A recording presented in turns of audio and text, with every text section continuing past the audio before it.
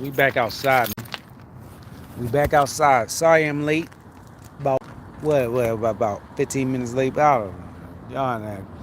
I don't got that many people anyway with this watch whatever. But yeah, I had to go ahead and finish some other stuff whatever, man, about stuff I was talking about earlier, man. But it's your boy King Moses, live from the porch. And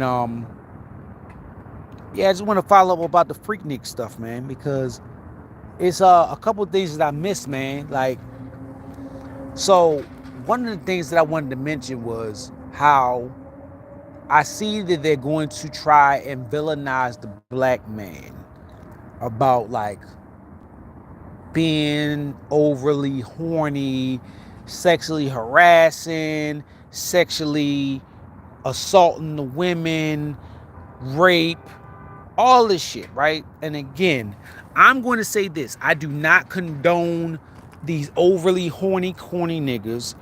These niggas that be trying to like be cat burglars of the pussy and, harassing the broads or whatever over some trim. I don't condone that shit. You feel what I'm saying? And let me make sure we good or whatever. Let me get the chat right or whatever. I don't condone that shit. I don't subscribe to it. I don't co-sign it. Right? Like I said, you should be a player about yours. And that's why I stress about niggas getting communication training in high school specifically. Because a lot of these niggas don't know how to talk to women. They don't know how to read the room. They don't know how to fucking communicate with different types of people. Introvert, extrovert. Know your audience. Know when you need to switch shit up, when you're losing it, when the shit's not working your way. Because you got a lot of these fucking gypsy Jezebel bedwenches out here that's out here getting impregnated and leaving these kids unattended and goddamn not teaching these kids how to talk to people, especially women. And you be the main ones that then goddamn cut your baby daddy off and don't want to watch these kids. So you got a lot of these niggas that's coming up that be saying or hearing their mother say niggas ain't shit and don't know how to talk to a woman or whatever, and they got all this old trick baby energy in them, and they don't know how to talk or converse with a woman, let alone converse, period. So now you got these niggas out here leaving with their wallet.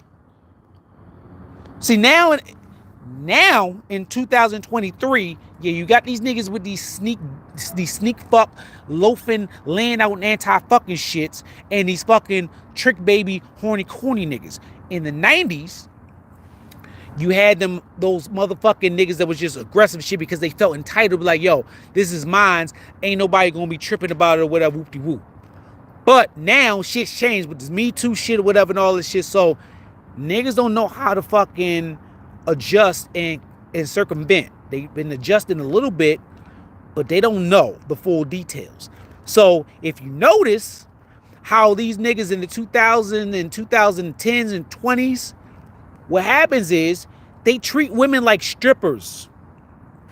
So usually what happens in the strip club, because I don't even go to strip clubs like that, but what happens in strip clubs, can't touch them, can't do all this shit. So you go and look at them Freaknik documentaries where niggas is putting their 3 fingers in the bitch's butt like a bowling ball and doing all this wild shit or whatever, grabbing the butt.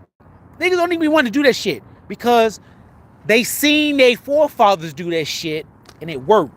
When they try this shit now and these bras out here acting like strippers and fucking Jezebels, and you touch them, they act like your hands are made of acid. When you try to dance with them, they make like your lap is made of acid or some allergic type of energy or whatever, so they run away. So a lot of these bitches want to be seen but not touched. That's what these new niggas are learning now. So if you notice, if you look, when you see that Freaknik documentary, you'll see a lot of niggas doing a lot of touching, grab. That shit's not happening nowadays. Niggas is not about to be doing a whole bunch of grabbing and touching because, one, they don't want the embarrassment of being rejected by not being able to get a touch or feel or dance from abroad. That's one. Two, They don't want to deal with the whole shit about them being accused of being rapey or me and me too or whatever. So niggas is like, yo, I'm not going to touch. But they'll throw that money out at them, and these bras will take the money. That's facts plus tax.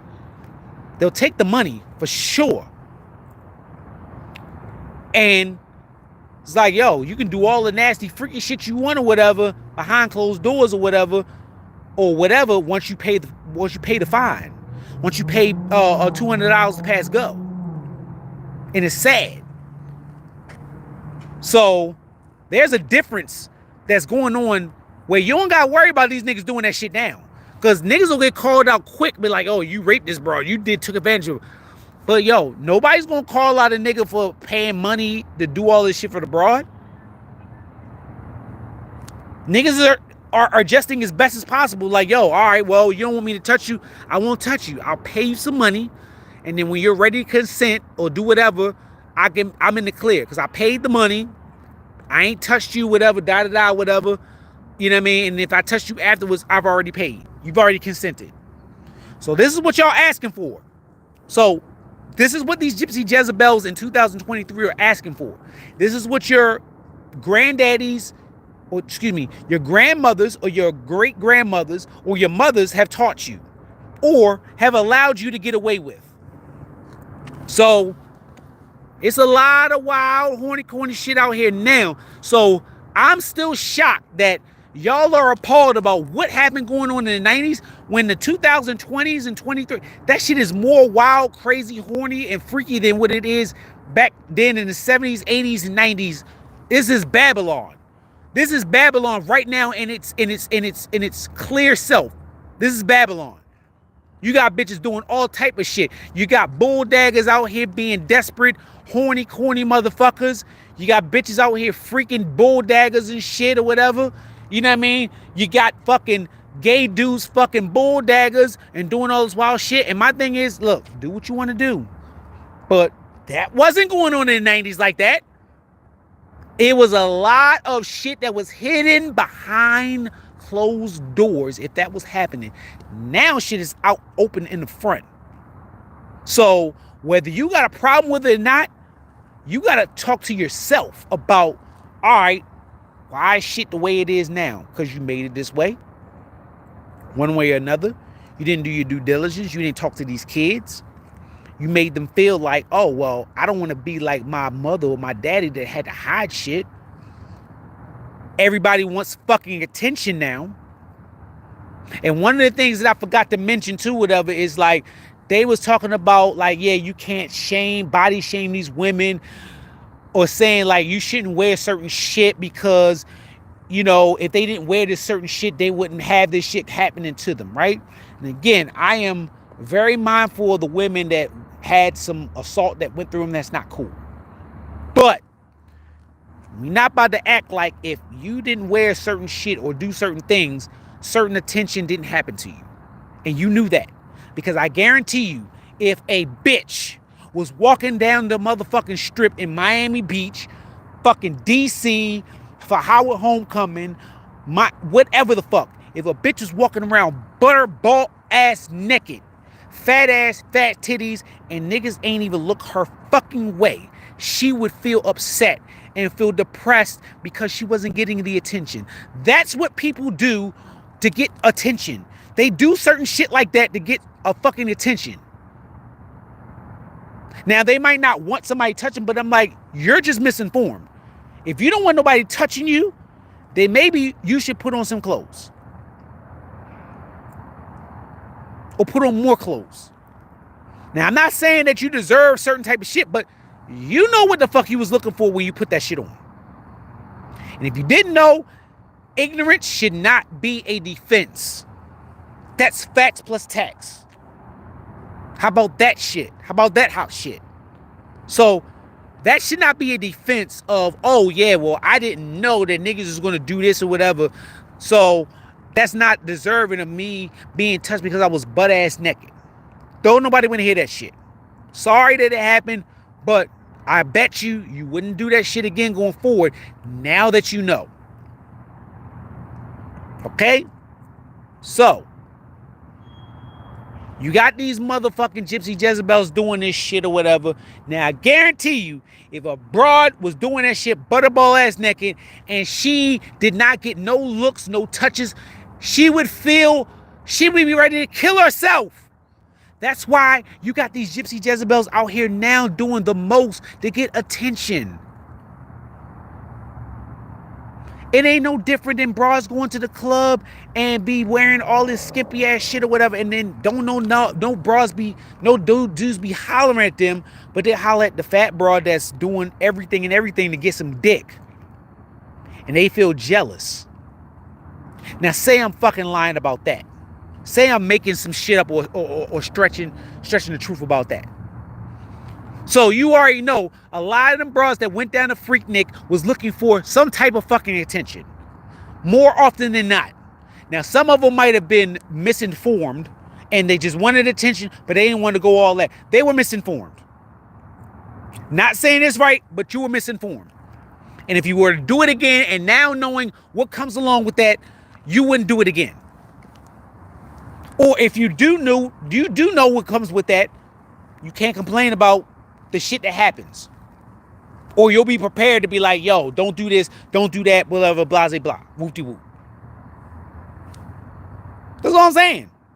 So, I just had to say that shit because I forgot to mention that shit the last time. So, you got a lot of these motherfuckers that do want that attention. A lot of them bras that was saying, oh yeah, well, I don't want to be... They wanted that attention. That's why when the camera was on them, they didn't turn their face or hide. They didn't do none of that shit. Now, I understand that you don't know what the fuck happens 20 years, 30 years later, but still, you know a fucking video camera when it happens. I guarantee you if fucking YouTube, Twitter, and all this social media was up in 1990, it would be the same bullshit that would be happening now in 1990. Because they would feel that they want that attention. Now it's just available. That's why I'm saying these times now are way worse than it was in the 90s. So what the fuck you complaining and crying about? You don't want to be exposed or whatever, but y'all be the same ones doing fucking tiki-tok dances and doing all this old wild bullshit to get fucking likes and retweets. But you scared of a fucking documentary coming out about you fucking eating semen sandwiches and licking balls. And getting fucked in the butt on I-85 in Atlanta, Georgia. You gotta be fucking kidding me. But what the fuck do I know? I'm just saying my opinion, whatever. Like I said, I pray for these kids because they're not getting a lot of guidance. And again, if you know what you know, you need to talk to these kids. Tell them what's what. Tell them the fucking truth. And let them make their decisions on their own. If they want to go down another road that you don't agree with, then fine. But at least you told them. Maybe they'll catch on later in life.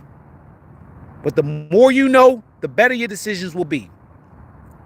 And y'all, older people, you owe it to these kids to tell them the fucking truth. Have a conversation with them and let them be.